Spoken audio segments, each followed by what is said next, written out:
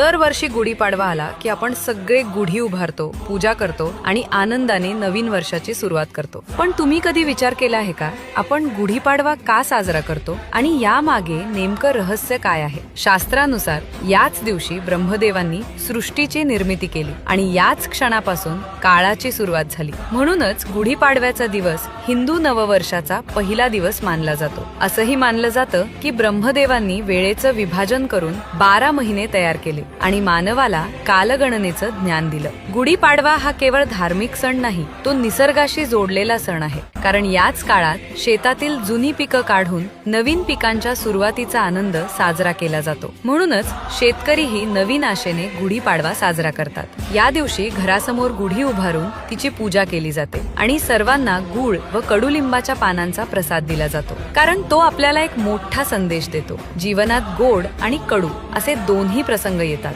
पण त्यांना धैर्याने सामोरं जाऊनच आपण यशाची गुढी उभारू शकतो. गुढीपाडव्याच्या हार्दिक शुभेच्छा.